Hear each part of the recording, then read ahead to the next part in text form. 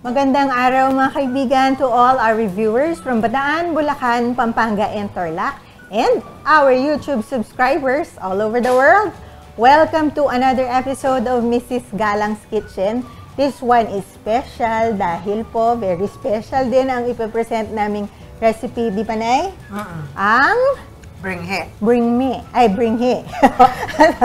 Hindi o bring me. Bringhe, ano, yung walang piyestang Kapampangan ang makukumpleto kung wala ang special dish na ito. Sabi nung iba, paella daw ng Filipino. Actually, it's not, pero it's similar. It's a rice dish. No? Pero the similarity ends there. Yes, no? yeah. So we will show you how to easily. Ito ulit, no? Easy version po ang ginawa ni Mrs. G. Walang miss. Walang miss, no? So it's a no-fail bringhe recipe na masusundan ninyo, and we will show you sa amin pong pagbabalik.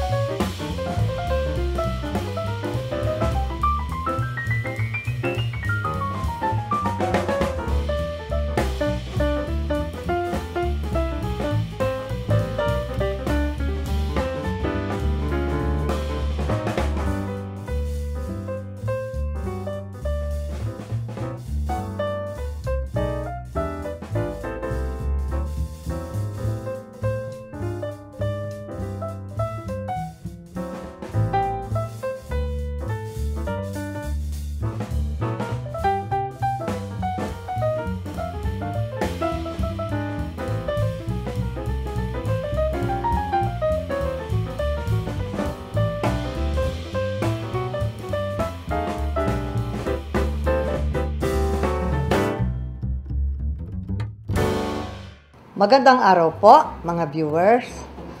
Ang ipapakita po namin sa inyo ay ang paggawa ng isang kilalang pagkaing Kapampangan na pag sinabi mo pa lang ang pangalan, alam nilang Pampanga dish itong. We call it bringhe. Some call it parang paella daw, pero hindi po. Malayo po ang ingredients. Paella at saka bringhe, pareho silang rice dish. Pero ang paella, iba po ang klase ng bigas niya at saka yung mga ingredients niya. Ang bringhe, malagkit rice po ang ginagamit madalas. Yung iba, pinagmimix lang nila yung malagkit at saka ordinary rice. But what is hard to make about bringhe is yung pagtansya po kung tama ang luto ng kanin ng malagkit. Minsan po lumalabas na malabsa, minsan lumalabas na hilaw. So, this demo will show you how to do it the proper way na wala pong palpak ang labas ng bringhe nyo. Sakto parati ang pagkakaluto ng kanin. We soak the rice in enough water to cover. Makikita nyo po yung bigas, malabo pa yung tubig kasi hindi pa naman namin talagang nilinis, kumbaga sa kailangan malinis, kailangan clear. So, mamaya po, after 30 minutes, we will just put this into a strainer. Tapos, patutuloyin ko po yung gripong mahina. Itatapat ko yung bigas na nakapatong sa strainer para hanggang makita kong yung tubig malinaw. So, we'll set this aside. And then, yung 2 cups of gata po, actually yung pong 1 kilo grated coconut, pag ginata yun, ang kukunin ninyong gata ay mga 3.5 plus 2, mga 5.5. So, may sarili na pong gata yung nyug sa loob. So, add about 5 cups of water. Mga ganun lang. Pero, pinakulo po na may pandan leaves. And then, Edwin, eto na, umpisahan mo na. Salt and pepper. Timplahin mo yung manok at saka yung baboy. Okay.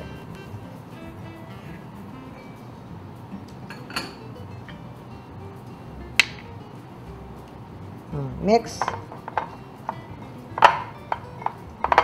You can use boneless chicken if you want. Nung una po, ang ginagamit na manok dyan yung native. Mas masarap yan. O, kaso matigas. At saka mahirap nang maghanap nun. Magpapalaki pa ako ng manok sa backyard ko para makapagluto ng bringhe. Hindi. Kaya nga may chicken bouillon yan eh. Now, you heat the oil. Gusto mo na lahat yan. Okay. Medium fire. Heat the pan. Init nyo po muna yung Ngayon, kung ang kawali mo, yung non-stick, dire-diretso na lang po pagkainit ng mantika. Kaso dito yung mga kawali namin parating malinis. So, we have to season our pan. Meaning, iinit ko po muna yung mantika, tapos papatayin ko sandali. Okay, magmadali sa pagpapainit ng mantika nyo, kailangan talagang mainit. And then, Edwin, pwede mo nang i-season din ng konting asin at paminta yung bell pepper, red and green, at saka yung sibuyas mo. Konti-konti lang, huwag masyadong marami. Konting sibuyas, yan. Lahat. Oo, huwag masyadong marami. Baka masyadong umalat yan. Okay, so we heat the oil. Swirl mo yung pan.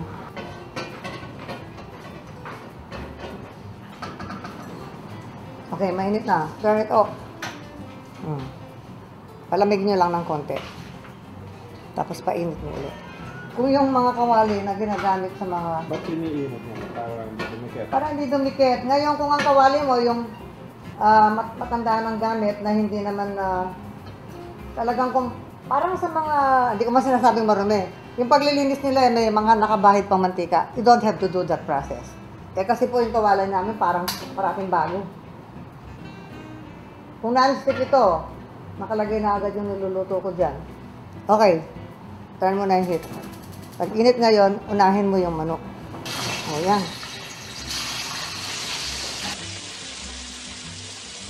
Okay, huwag mo munang galawin yan. Pabayaan mag-brown muna sa ilalim. Okay.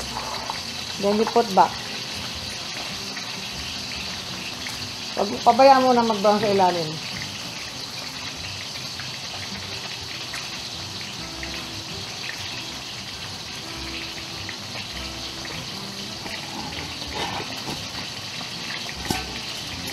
And I do not want to use a white scraper here because we're going to cook with turmeric. Kailangan po kakulay niya yung aking scraper para hindi halata kung nagmantsa man. Tingnan mo nga kung hindi na dumidikit. Hindi mo kailangan lutong-luto eh. Bina-brown lang natin. And then dahil po hindi po non-stick yan, you have to sudsurin mo para walang naiiwang mga nagtutong na dyan. Kung hindi, masusunog ng gusto yan hanggang mamaya.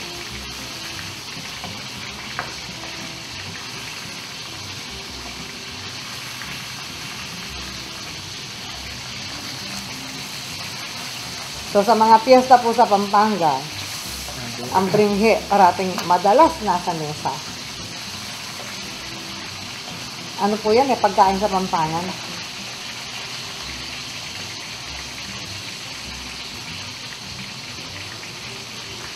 Basta maalis yung parang dugo. Ayan.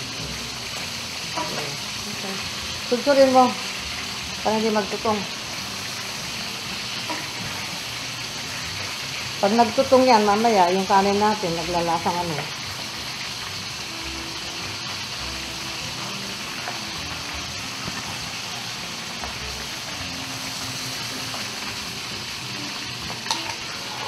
Wala tayong tong, so saka hindi mo kailangan.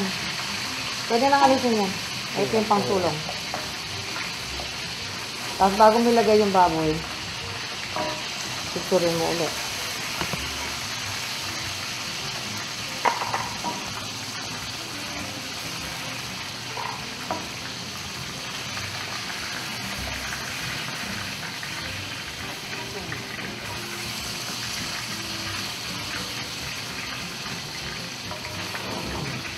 Alisin mo ngayon yung parang managtutong. Susurin mo lang. Alisin mo sa pagkakabikot.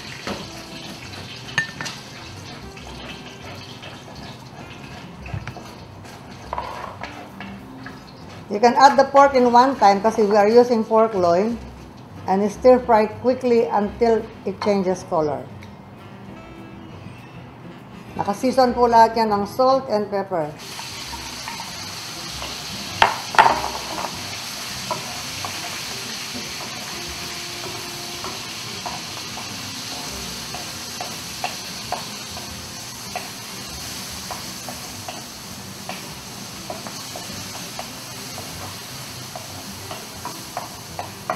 Okay, that's it. Adik. Kulay pink pa. Kailangan wala ng kulay pink.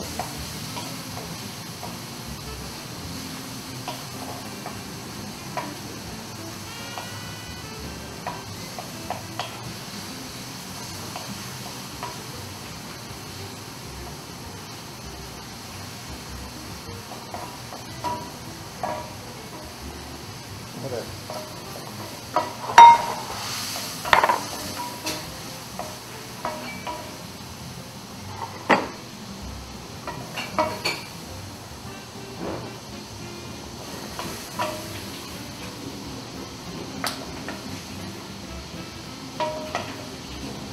Tulad yung bell pepper. Oh, green bell pepper. Parang iyaano mo lang sa mantika.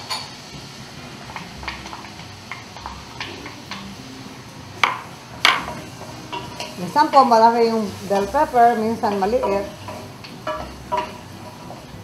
Half of that will be added to the chicken pagka panapalambot natin yung manok. Half of that will be used for decoration.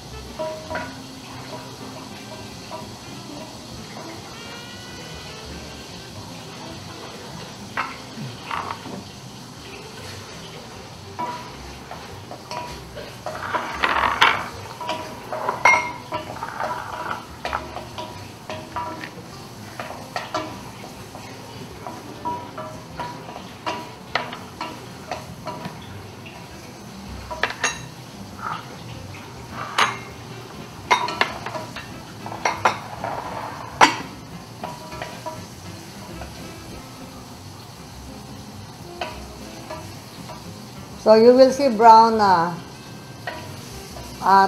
parts dun sa ano. Brown yung mga ingredients po natin na yung ano ng gulay, yung pork, nandiyan po lahat. Yan po yung magpe-flavor ng gusto sa bringhin nyo. Pero sudsurin nyo kasi it will, or else it will continue browning. Baka umabot sa point na sunog na. Okay, oh. Hawakan mo na ito, mainit na yan. Now we start sauteing. Ano yung turmeric? Turmeric, yes. Okay. 80 grams po yan pag hilaw. Kasama din balat. Tapos you peel and then you break. Tapos, next. Kaya magdagdag na oil? Oh, magdadagdag ako. Pahingin konting mantika pa.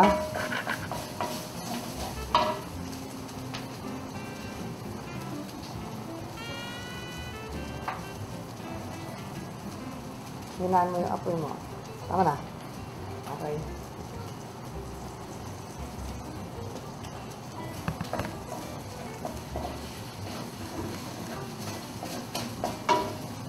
Okay.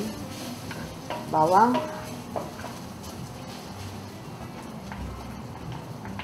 Stir for just a few minutes.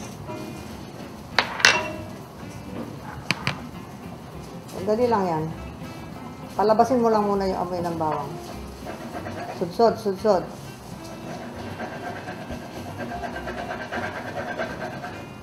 Sibuyas. Lagyan mo yung sibuyas. Para lumamig ng mantika.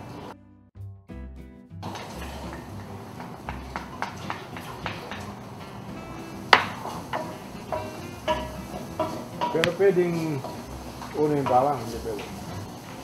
Hindi pwede kasi masusunog masyado. Mainit yung mantika mo eh.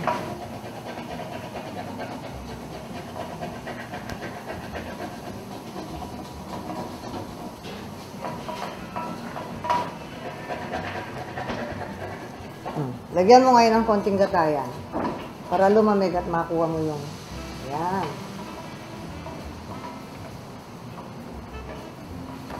Makuha mo yung yung nasunog. Actually, hindi naman po sunog. Dumikit lang. Okay. Yun yung turmeric. Teka nga. Ako. Ayan. Matagal din. And then we can add half of the bouillon. Yan na po.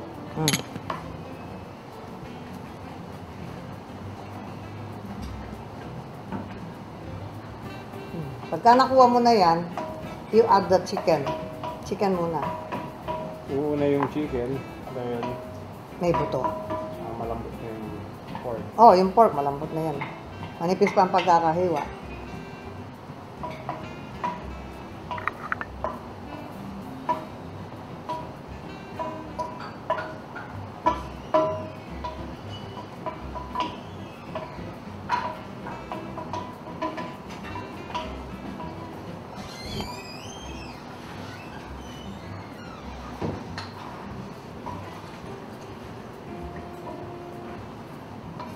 Di ba pwede yung buhos natin sa minsan yung Sandali lang. Kasi tinatansya ko rin eh.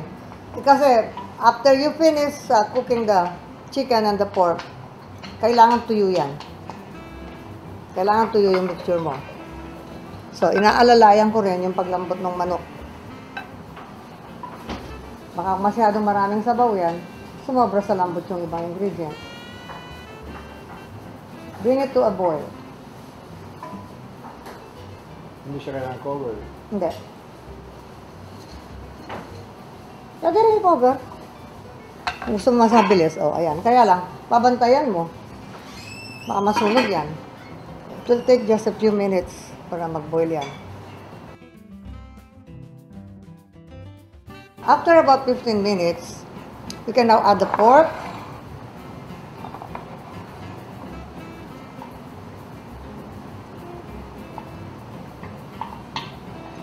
And half of the green and red bell pepper. I-balance mo yung matitira Edwin na pang-dekorasyon ha. Mas marami yung green na ilalagay dyan. Para pag hinati mo ito, pantay ang dami ng red at saka green. Bawasan mo pa yan. Okay, last kalahati lang ito. Konti, mas konti yan. Mas malaki kasi yung red, green bell pepper doon sa red kanina.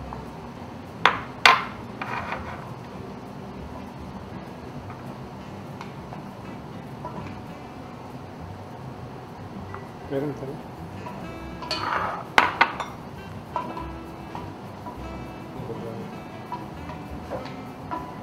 Hindi pwedeng ganito lang. Haluin mong mabuti yan. Tapos, you have to taste para alam mo kung gaano karami pang ilalagay mong asin mamaya kung maglalagay ka man. Okay. It's enough. Tama lang. So, the pork and the chicken are well seasoned. Tapos mamaya, yung pong ating kanin, isi-season din natin ng husto. We need a bigger bowl para paglalagyan Dagdagang konting asin. pansahog na yan. Nagawa. Huwag mo masyadong aalatan kasi mayroong patis yung ating bigas. So, this will be for the topping. Lalagay yan. Now, you add the raisins to give sweetness to the to give sweetness to the dish, to the bringhe.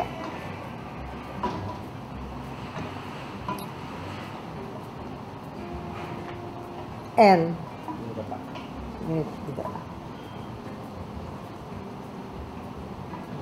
that will be enough to make your chicken and pork tender. Luto na po talaga. Kailangan lulutuin niyo na siya ng gusto dyan. Okay. Let it simmer.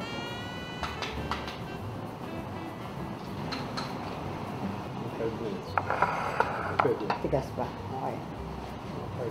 Pwede natin i-cover yan. Sandali.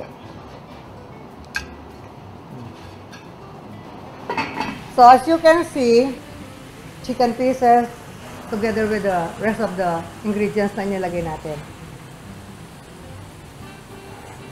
Huwag mo na patuyuin masyado, Edwin. Basta, mabilis lang. Sabihin. Hindi kailangan, hindi kailangan. Mas maliit nito. Hindi, yan ang pinakamaliit na available.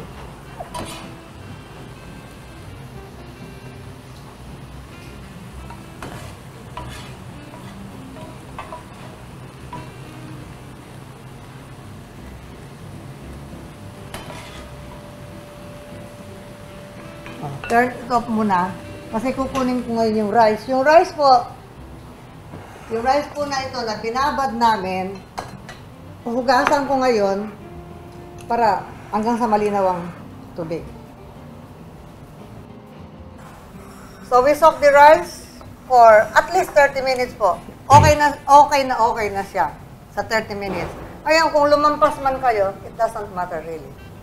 Now, using the same pan, where we sauteed our chicken and pork, makikita nyo may konti pang natira pong nagata. Yan, we will add half of the bouillon. And then, mag-aamoy, mabango po tayong lahat ngayon. Huwag nyo munang haluin yan. Just bring it to a boil, di patis. Sutsurin nyo yung side kasi yan ang malasa dyan.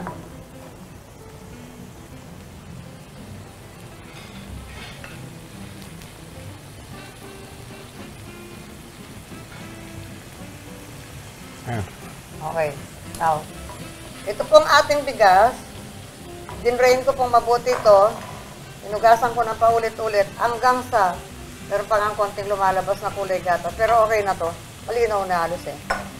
Ay, hindi. Yung parang marmo lang nakikita ko eh. It's already here. Drain it well.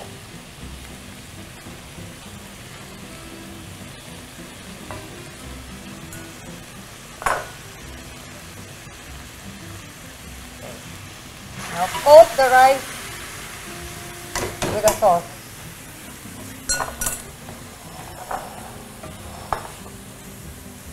Yung iba po, isinasaing yan. Ako hindi ko isinasaing sa tubig. I saing it with a mixture na nanggaling po sa lasa ng manok. So that it will be more flavorful.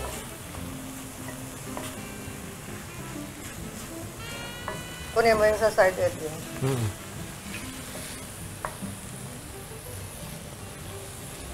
And then, nahalo mo na? Oh. For the 3 1/2 cups of gata. So, kung naka-measure po lahat yan, Pag sumobra, anong... malabsa. Malambot, okay pa rin. But the technique here is, haluin mo lang yung bigas mo hanggang i-absorb niya yung i-absorb ng bigas yung gata. Huwag mo siyang lulutuin dyan hanggang sa maluto talaga. Pag ang bigas, hinalo po ninyo ng hinalo hanggang sa maluto, magiging parang lugaw yan. So, you just stir it until i-absorb niya. Pag medyo tuyo na, ililipat na natin yan sa kawaling may dahon ng saging. Natuyo na yung ating bigas. I-transfer natin dito sa may dahon ng saging na kawawa. Okay.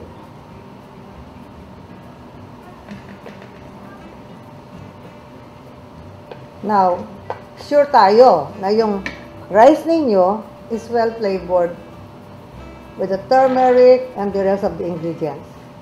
Kesa po sa isasaing ninyo ng hiwalay, saka nyo lang ihahalo pag luto na.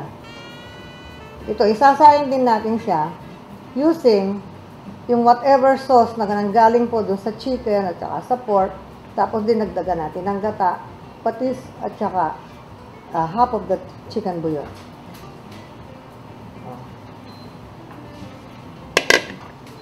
We will now cover this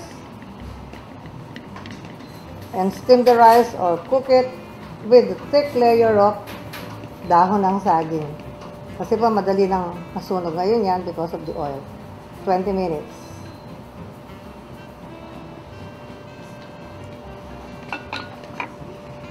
Send down. Okay, after 20 or something, mahigit po 20 minutes ito. Dito may lagay din. Yan, mainit pa. I-check niyo po yung kanin kung luto na. Dahil mas kasi sinabi kong 20 minutes, kung hindi pa luto yung kanin ilagay mo na dito muna. Hindi pa luto yung kanin kailangan ituloy pa natin. Ngayon, ihahalo mo yan. Luto na. Luto na. Scrape mo muna yan. Buhos mo na lang sa ibabaw. Yan.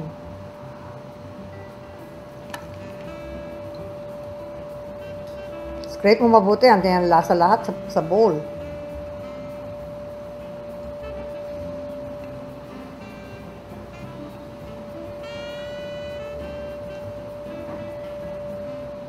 Then mix mo.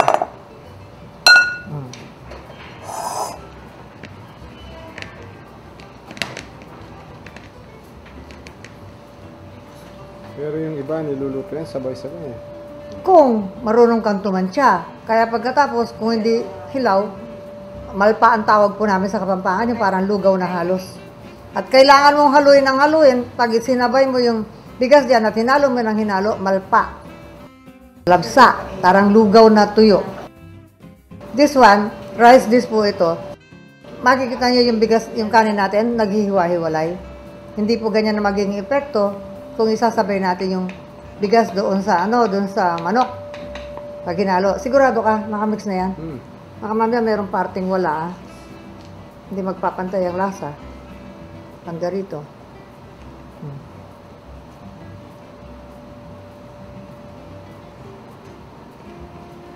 Paborito ko ito dati. Ewan ko, bakit ka naging Amerikano? Bigla kang tumigil ng pagkain ng kanin. Lalo na yung potong. So, now, we will decorate the top. Pahiram ang sandok mo.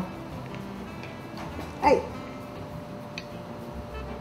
Mas madali pong gawin ang bringing ito at sigurado, hindi po kayo mapapalpak. Yun ang purpose ng pagturo namin ng ganitong method. Marami pong technique kami ginagamit. Pero mas madali pa rito. Pero ito ang pinaka, magandang ipakita sa inyo para maintindihan ninyo kung bakit kailangan namin lutuin ng ganyan. Now, I'm going to decorate this with sliced eggs.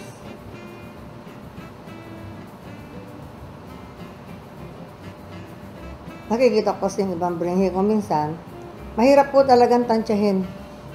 Rice dishes are not easy to cook. It depends on the variety of the rice that you're using. At kung hindi kayo sanay pa sa paggamit doon, you really have to test. Parang paella. Kung hindi ka marunong gumawa ng paella, hindi mo alam tansyahin, nagiging lugaw po yung paella nyo.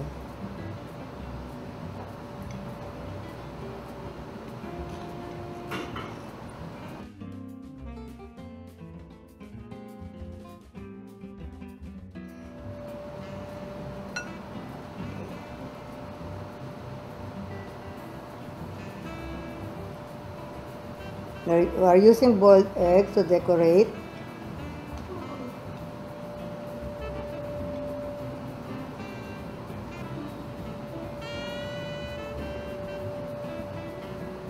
Then after that, sayang yung itlog, lagay natin dito. Decorated with strips of red and green bell pepper.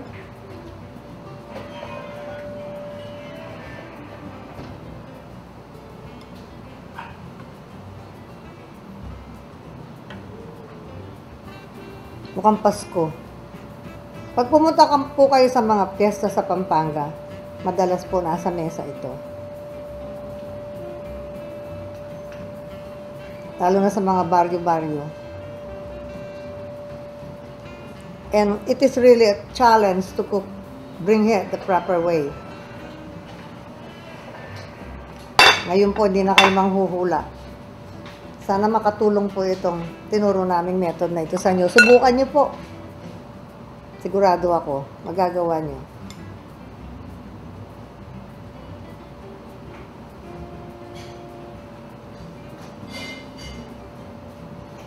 Now, kuha ng dahon ng saging, Edwin. We will cover this with mga 2 pieces na dahon ng saging. Tapos, sasalang pa po natin ito mga 10 minutes ganyan. Luto na po yan eh. Kaya lang para magkaroon po ng konting tutong sa ilalim.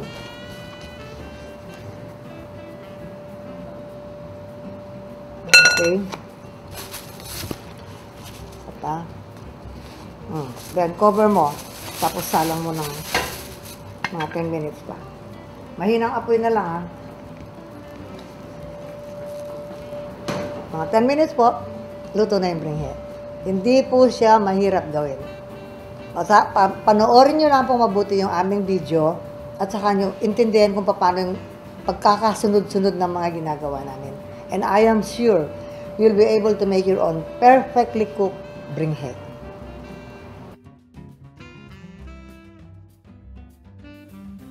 Okay, Nay, Kunin ko na. kunin mo na ang ating finished product.